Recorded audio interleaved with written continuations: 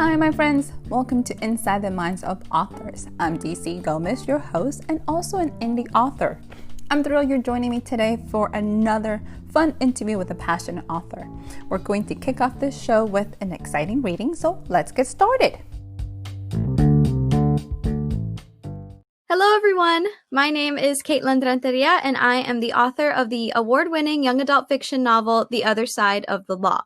I'm from the Rio Grande Valley. I live in Harlingen, Texas, and I love my job as an author, just being able to write, express myself, connect with other writers, and connect with readers and students through presentations and book readings. It's a lot of fun, and I love doing this.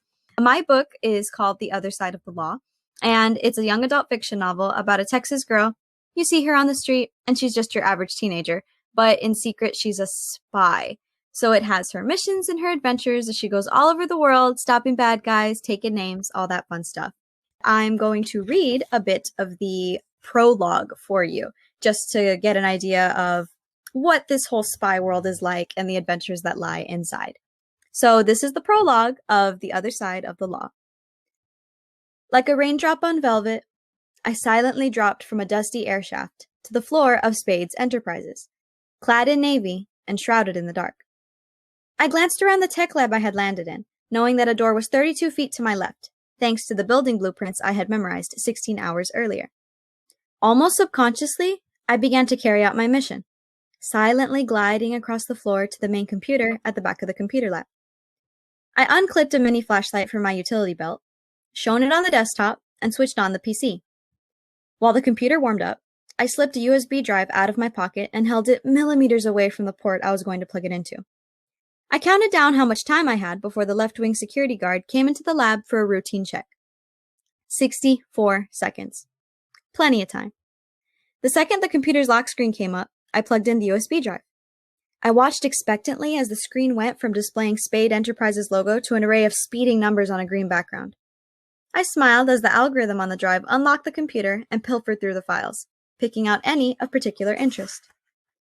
While the USB drive was working its magic, I began to search the drawers for any folders or documents that would provide any vital information. Oddly, the drawers were filled with pens, paper clips, calculators, and other generic office supplies. Yet there were no folders or documents in sight. I carefully stripped a paper off of a sticky notes pad, folded it, and slipped it into my pocket, as a souvenir. My internal clock told me that 38 seconds remained before the guard came in, and as if on cue, the computer screen flashed brightly. The USB drive had done its job, and I knew that it had copied files and erased any potential digital fingerprints of mine with efficiency. With 22 seconds left, I had unplugged the USB, turned off the computer, and made my way to the air shaft I had popped out from. I unclipped a rope and hook from my belt, and I threw it up to the shaft. The hook sailed through the opening, attached to the frame, and I began to pull myself up. Once I was safely in the shaft, I rolled up my rope and hook and clipped it back onto my belt. No sooner had I placed the cover of the shaft back onto the opening, the guard opened the door and stepped into the room. Mission accomplished. And that was a sneak peek into The Other Side of the Law. I hope you enjoyed.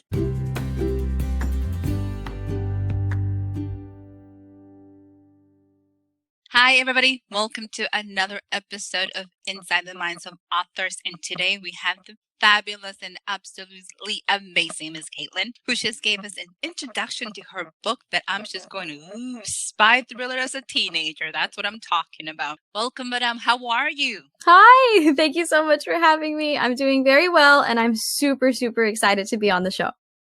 I am so happy to have you. You have all this energy and this passion going, which is absolutely fabulous. So tell us a little about the book. How did you come up with this theory? What happened? Where did this come from? Well, growing up and even now, I absolutely just loved superheroes. I'm a huge DC Universe fan, love the Marvel Universe, things like that.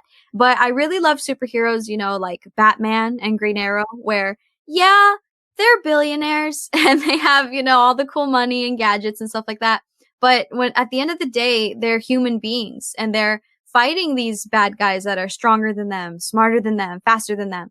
But they're going to win and they're going to do their best because that's just the kind of person they are. And I really loved that idea. And I think I wanted to see something like that with someone that I could identify with and that I could relate with. I just couldn't seem to find that story that fit. And, they have that saying, if you can't find it, write it. So I wrote my story about a high school girl, completely normal. You look at her and she doesn't seem like anything out of the ordinary, but she has this secret life and she goes out there and does amazing things just by working hard. It is such a powerful story to look in from the perspective of how can I relate to a character? What is it about this character? I like that you have a young adult. So it is that generation that is trying to understand what it's like to do amazing things and still be their age. So I love it. Thank you. When you wrote this story, you had an audience in mind. Who was that audience? Who were you thinking about? I think the audience was for people like me. I started writing the story when I was 14, so I was about to enter high school. And I think I was writing it for that, around that age group, just people who were trying to find themselves, kind of fit into, the world a little bit. Try to just find someone that they can look up to and think, hey, I can be like that. They're just like me, but look at what they can do. I think I was kind of writing the story for myself as much as the audience, where I was the audience. I was writing to myself to kind of give myself someone that was like me, but look at what they can do. Look at how amazing that is. And I've had third grade through college. I really, really enjoy it. And it's a story that I'm proud of and a story that's close to my heart.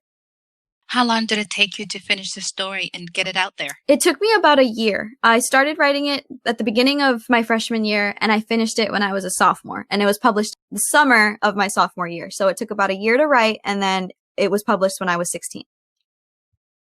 Okay, it is amazing that at 14, 15, 16, you have the discipline and the commitment to write a novel and actually finish it. So kudos to you for that. That is awesome. Thank you. You tell us it's an award-winning story. What awards have you won with it? Tell us about that. Yes.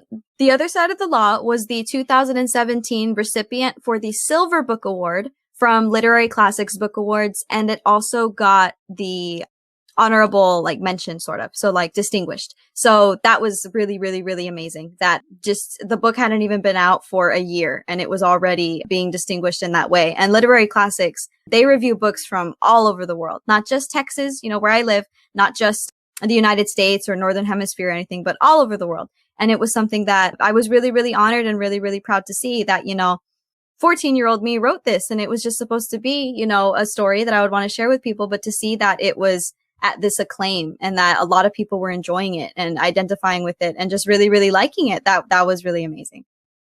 So when you thought of the story, is this a standalone story or are you thinking of a series? What are you looking for? This will absolutely be a series. This first one, The Other Side of the Law, was left to be continued.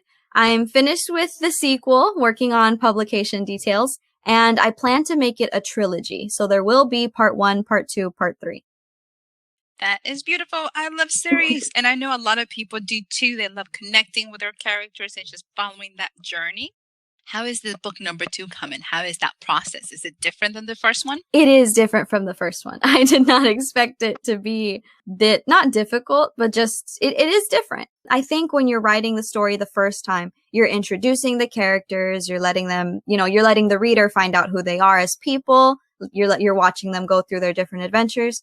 And so then to write a part 2, not only do you have to consistently keep these characters themselves, but you have to help them grow. You have to help them become the people who they are naturally and in a way that makes sense, but in a way that's real to you. And just trying to top the first one in terms of, the action and the scenes and the adventure. It's definitely been quite a journey, but I'm very excited for the sequel. You're finding yourself being pushed out of your comfort zone yourself as you're creating this Absolutely. world. Where does the story take place? The story takes place in Texas. So there's a city that I made up called Dulce, Texas. And that's where the main character, Kay Verdant, that's where she and her family lives. But the story takes you all over the world to Paris and Europe and Asia and South America and all sorts of different places. Do you like that part of the process? You like researching these places for your story? I really, really do. That sounds kind of odd that, you enjoy researching, but absolutely. It's a lot of fun to have the place in my mind where I know where it wants to take place, but actually getting to see, pictures of people on the streets and look at the architecture and learn about what language they speak, the mannerisms they have, the culture. It's really, really fun, not just to grow your own knowledge, but be able to apply it to your story and make those connections. It's really, really cool. So when you decided to start writing, what had inspired you to do that? I think that was just something that was in me from a very young age, but I know that my parents absolutely helped water that seed. I grew up loving to read books, loving to write. I would ask my parents, for Hello Kitty notebooks and pens for Christmas, and they would get me that. I wanted to go to the library for more books, and they would take me there. Whenever I had my stories, like the cat walked across the street, I would say, look, Mom, look, Dad, I wrote a story. And they were always very, very supportive and saying like, oh, that's amazing. Keep going, keep going. So I think I just always had that affinity for writing. But my parents, absolutely, with their support, really encouraged me that at age 14, I wrote this manuscript. I have this story. Why not try to become an author? Why not go and get it published? They absolutely helped me get where I am now. That is a powerful journey, and to have the backing of your family and that support is beautiful. Have you been inspired by any authors? From a very young age, I have loved Dr. Seuss, and I still do. I have multiple Cat in the Hat hats, but I love the way that he was, of course, a children's book author, but he just wrote, you can tell the kind of person that he was based on the way he writes. It's silly and it's wacky and it's out of the box and it's new. But he has become a classic. His innovativeness has made him a classic children's book author that almost everyone knows by name. And I thought that that was something really amazing. When I was younger, about 4th grade, 5th grade, there was one particular author that I just could not get enough of his books. His name is Hyacin. He writes books called Hoot, Scat, Chomp, Flush. Those are just a few of them. But his trademark is that he writes about Florida, but he can take two completely different storylines and meld them together and make something beautiful. Hoot was the first book I ever read from him, and that won an award and ended up becoming a movie. But it's literally about a pancake house, endangered owls, and a boy that ran away from military school. You would never think how those things would blend together, but he makes something really amazing and really engaging, and you want to keep reading. And that really inspired me. Like, look how creative he can be. And I enjoy it. I want more. I'm showing my friends, I'm telling my family, this is a beautiful story. And I wanted to be able to do that, to be innovative, to be creative, and to share my story and my thoughts in a way that was unique to me. Do you have a couple of them also that you said, these is one of my favorite books that have truly changed the way I see the writing world? I do believe The Memory of Light by Francisco X. Stork. It is beautifully written. It's a story that deals with mental health and that aspect of things. And it's written in such a way that there's, of course, the storyline. You read the main character as she goes through her journey and as she goes through life and the things that she goes through. But there's this underlying narrative about what's really going on inside of her head and the difference between what's in the real world versus what's going on within herself, and then the subplots of the different characters around her. And it's just written so beautifully and so cohesively, and it really, really does get to your heart as well as your mind. Francisco Stork, I've had the honor of meeting him, speaking with him, and he's just absolutely amazing. And the way that that book was written and me reading it myself, I fell in love with the way it was written, with the way all of the different plots and characters were portrayed. It's beautiful. I like the way you describe stories and the beauty and their way that they're cohesive. I like the way that you see it from a different perspective. Not just a writer, but also a reader, and that you can connect with these storylines and that you bring that to your own work, which is also very, very fun. So as you were writing and you embarked on this journey of becoming a writer, becoming a published author, what was one of the biggest lessons you learned? I think one of the biggest lessons I've learned is that it doesn't matter who you are. It doesn't matter how old you are. It doesn't matter where you come from. Absolutely go and achieve what you want, and absolutely keep working no matter the obstacles. I'll admit, first beginning the publication process, I was 15, 16. It was daunting. Who would want to read, a 15-year-old's work? How am I going to get published? But taking the steps and stepping outside your comfort zone, it's absolutely true when they say you never know if you don't try. You miss 100% of the shots you don't take. If you try to go and make the dream happen, then there's going to be progress. Something's going to happen because you're making it happen. Just the fear of obstacles getting in your way, that they're going to come. Success is not a straight line up. There's going to be obstacles. There's going to be bumps. It's a slowly rising curve at times, but just believing in yourself and owing it to yourself. If you make this thing and you write this story or these pieces or these works, and it's a part of you, you've worked hard, you've created it, you've made it into a living, breathing thing, you owe it to yourself and your work to show it to the world and have it be out there and have it be known if you've worked so hard on it. So absolutely, no matter how hard it gets, no matter the obstacles, keep pursuing, keep trying, and you will achieve. That is a powerful message, honey. Absolutely incredible and very appropriate, because sometimes a lot of people, the fear of failure stops them from taking that opportunity. Now that you're working, you have several projects going on. Have you finding yourself facing any writer's block by any chance? It does happen. I have this manuscript for the sequel completed. I'm working on a children's book and I have that manuscript going. And I have another project that I don't know when it's going to see the light of day. It's still in the very, very beginning stages, but I'm working for that. I will hop from project to project just because I get stuck on one. So I try to channel my focus into another. Okay, I can't think about this particular thing right now. Let's go try to work on this. And I think refreshing your mind and gearing your focus towards something else is what helps me. And even if I can't, focus on any sort of writing, because it does happen, just taking a step back to, okay, well, let me go outside for a little bit. Okay, let me go cook something right now. Okay, let me go do that. It's important to take those mental breaks to allow your mind to breathe and rethink.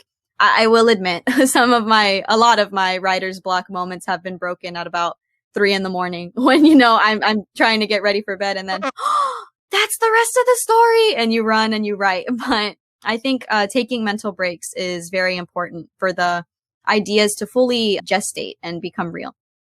I like that you have this understanding of yourself and knowing when you need a break and when you push yourself. And yes, 3 o'clock in the morning or in the shower is always a time when your muse wants to talk to you. Like, really? Right now? You mentioned children's book.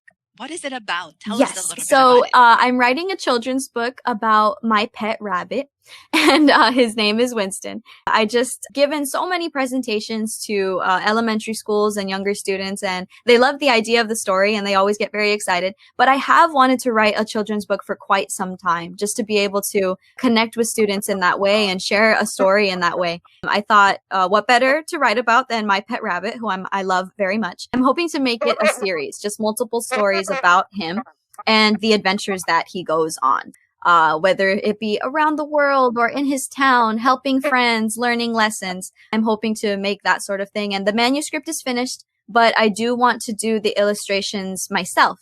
So I'm working with illustration software, teaching myself, Googling how to be an artist and make those sketches and learning how to ink and all of those different things. So that is in the process right now, the illustrations. But the manuscript is complete and I'm very, very excited when that finally comes to life. The fact that you have tackled an entire different world of art is amazing to me. You decided, I'm going to write a book about children. Okay, that's fun. I'm going to illustrate them. That's amazing. How did you decide to do I've that? always loved calligraphy, which is it's a completely different type of art, but calligraphy is essentially the art of writing words, making letters with ink, pens and markers and pencils. That's something that I've always loved.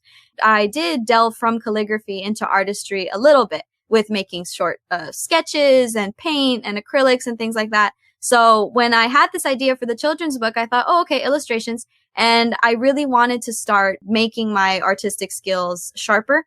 What better way than to make this story even more of my own than with illustrations? But I grow in my artistic skills at the same time, and I can add a little bit of myself with the art style by doing the illustrations myself.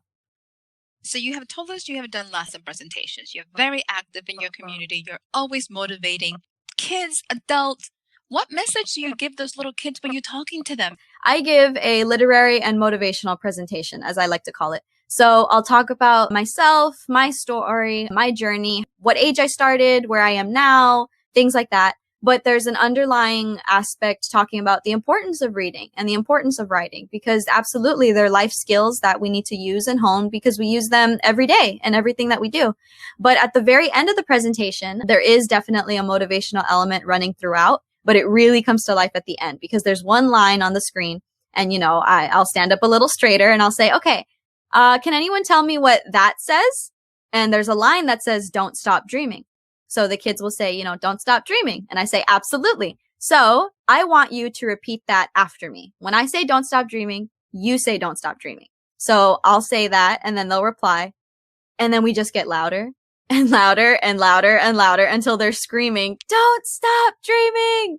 And, I tell them if there's one thing I want you to remember, it's the author made me scream, don't stop dreaming, because that's absolutely the lesson that I want them to take away, that when we're young, we have all of these infinite potentials. We think we can go to space and we can fly and we can do this and that. And I think it is a little bit sad that as we grow up, quote unquote, reality sets in and we start to have realistic goals. But everything was impossible at one point. It's only impossible until someone makes it happen. Letting these students know that their potential can be reached. Their imagination has no limits. Absolutely don't stop dreaming is the message that I really drive home and that I want them to go home with.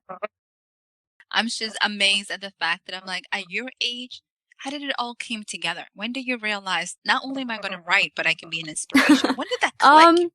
I think it started with that very first presentation that I gave. I was 16 years old and my former elementary school, Lopez Riggins Elementary, the principal heard that I had become an author. She knew that I was from that school, an elementary school, and she thought, oh my goodness, you need to come. You need to speak to the students, give them a presentation, tell them you were just like them. You were one of them and look at where you are now. And I was super excited to be able to go back and, kind of see myself in the students and tell them, I was like you. I was you. I am still one of you. I'm still a student, still, learning, going to school, and look what I can do.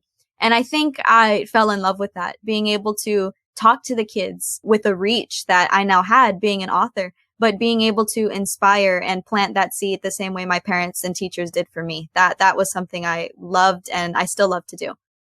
That's a huge responsibility and you're handling it very well. So when you decided to, okay, I'm going to put these things together, how much time do you spend preparing your presentations? It depends on the presentation. I think I've kept with the same format generally throughout the years. I've been doing presentations for about 4 years now. I will give a presentation built around whatever the school asks of me. So if they say, oh, just come and do your presentation, then I have my literary and motivational presentation where I talk about me, reading and writing, follow your dreams, all of that nice stuff. But if they do say, oh, can you talk about STAR? Then absolutely, I'll spend time adjusting the presentation to talk about STAR and the importance, test tips, motivation, things like that. I've had a school say, can you talk about the importance of keyboarding skills and technology? So then I adjust and I've told the kids, technology is absolutely becoming more and more a part of our lives. We're using it every day. It's an important skill. And a time frame, of course, too. It's 15-minute presentations versus 3-hour presentations. It all takes preparation time. But I think with experience, you become more accustomed to telling your story and getting the points across. So there is preparation time involved, but I think it absolutely is. It doesn't feel like work to be able to have to prepare and make something happen. It's just wonderful to be able to create something that will have an impact on the students later. I love your energy. I love the fact that you bring so many different pieces to life and that you understand the need of the community and how these youths are going to take it. That is absolutely awesome. So I have a fun little section right now. I'm hoping you're ready. I call it the lightning round. So these are just really fun, off the top of your head kind of answers. So I'm going to ask them. Take your time. Whatever. There's no right or wrong answer, by the way. It's just kind of fun, silly questions. Okay. So let me know when you're ready. Deep breath, deep breath. Okay. Just take a breath. Yes. Deep breath. You got this. You ready? Summer or winter? Summer. Gummy bear or Sour Patch? Gummy bear. This might be a little bit more up your alley, so take your time with this one. If you could be any superhero, who would you be? There's so many. One of my favorite heroines is Black Canary. She's absolutely amazing. From DC Universe with her canary cry and her martial arts. I love the Flash's superpower though. Just being able for speed and Green Arrow's archery and Batman's super detective skills. So if all of that can be rolled into one, I want to be that. You can definitely be your own superhero because there's a lot of things that mix into one, but they're all fabulous. If you could have one song to describe you, what would it be? Could I say if there was an artist to describe me? If there was an artist to describe me, that would absolutely be the band AJR. They are one of my favorite musicians, and the songs that they write are just so real and so raw, and they're about growing up and finding yourself. And, you know, you stumble sometimes, you're confused sometimes, but be yourself, follow your dreams, feel yourself, accept who you are. And absolutely, I love them. And they have too many songs for me to pick just one. So if I could be an artist, I like to describe myself, AJR, for sure. Nice. I like where you bring it and how you tie it all together. Tell us, Madame, where can you can find me at my website, authorkatelynrenteria.com, on Facebook, author Katelynn Rentería, Twitter, Kate Rentería. My book, The Other Side of the Law, is available on Amazon, Barnes & Noble, Kindle, Target, Walmart, and my publisher, Outskirts Press. And if you're interested in calligraphy and the art that I do, you can find my Instagram at calligraphy.by.kate. Awesome. You are definitely engaged and people can find you in so many different places. I am excited to listen to what you have coming up next. Definitely looking forward to your children's book. Want to see how those art talents are developing. So anything you would like to tell our listeners before we're done, Madame? I do want to thank you very much for inviting me over. And this was just super fun and super exciting. I was really, really happy to do this. I'm super excited for the upcoming projects and I hope everyone that is listening, if you're a prospective author or if you're a prospective writer or you have something that you like to do, art, music, science, anything, just absolutely keep pursuing. Keep achieving, keep trying, keep going for it, because it all starts with that dream. It all starts with wanting to achieve, but you're the master of your own story. You make that story happen. You make it grow into chapters and chapters of success. And I believe in you. And I hope that you achieve everything you want. Oh, that is beautiful. I am so excited to have you, and I'm so glad that you were able to connect and have so much vision for the future and for our kids and for everybody else. Thank you so much for listening to Inside the Minds of Authors. Stay tuned for another amazing episode coming up next week. Thank you, everybody.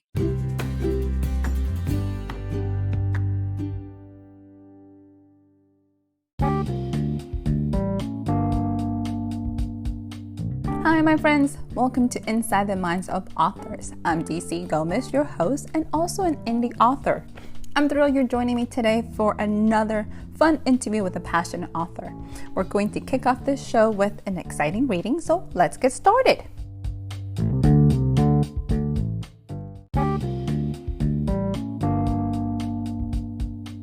Hi, my friends. Welcome to Inside the Minds of Authors. I'm DC Gomez, your host, and also an indie author. I'm thrilled you're joining me today for another fun interview with a passionate author. We're going to kick off this show with an exciting reading, so let's get started.